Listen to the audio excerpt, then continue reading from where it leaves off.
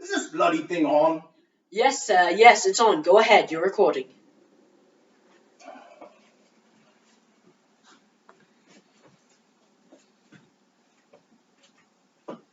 The Telltale Heart by Edgar Allan Poe.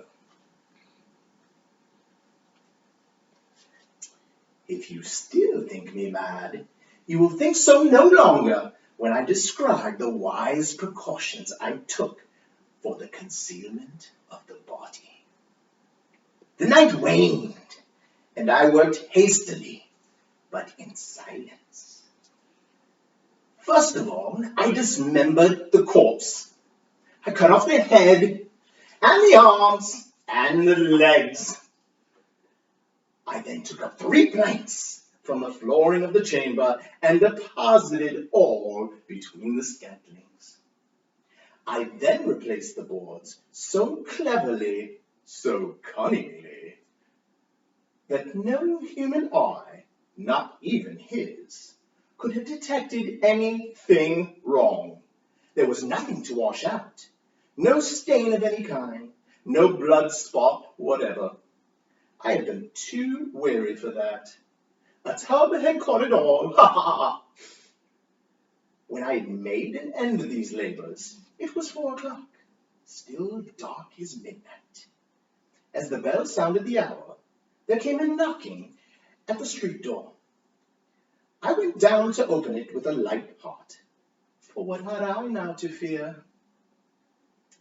There entered 3 men, who introduced themselves with perfect suavity as officers of the police.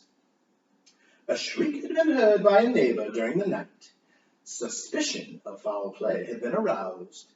Information had been lodged at the police office, and they, the officers, had been deputed to search the premises.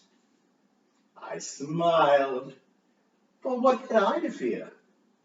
I bade the gentleman welcome. The shriek, I said, was my own in a dream. The old man, I mentioned, was absent in the country. I took my visitors all over the house. I bade them search well. I led them at length to his chamber. I showed them his treasures, secure, undisturbed. In the enthusiasm of my confidence, I brought chairs into the room and desired them here to rest from their fatigues, while I, myself, in the wild audacity of my perfect triumph, placed my own seat upon the very spot beneath which the reposed corpse of the victim. The officers were satisfied. My manner had convinced them. I was singularly at ease. They sat, and while I answered cheerily, they chatted of familiar things. But ere long, I felt myself getting pale, and I wished them gone. My head ached, and I fancied a ringing in my ears, but still they sat and still chatted. The ringing became more distinct. It continued and became more distinct. I talked more freely to get rid of the feeling, but it continued and gained definiteness, until at length I found that the noise was not within my ears.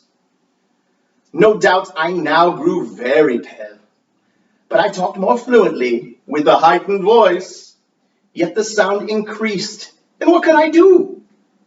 It was a low, dull, quick sound, much such a sound as a watch makes when enveloped in cotton. I gasped for breath, and yet the officers heard not. I talked more quickly, more vehemently, but the noise steadily increased.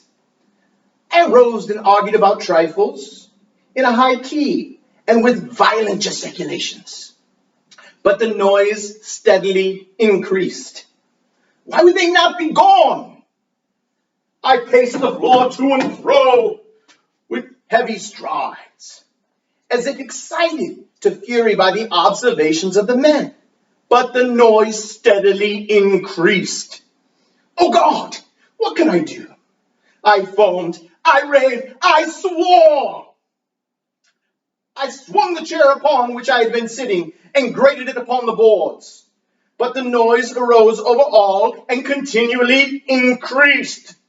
It grew louder, louder, louder. And still the man chatted pleasantly and smiled. Was it possible they heard not? Almighty God, no. They heard, they suspected, they knew. They were making a mockery of my horror. This I thought, and this I think. But anything was better than this agony. Anything was more tolerable than this derision. I could bear those hypocritical smiles no longer. I felt that I must scream or die. And now, again, hark, louder, louder, louder, louder, villains! I shrieked. This is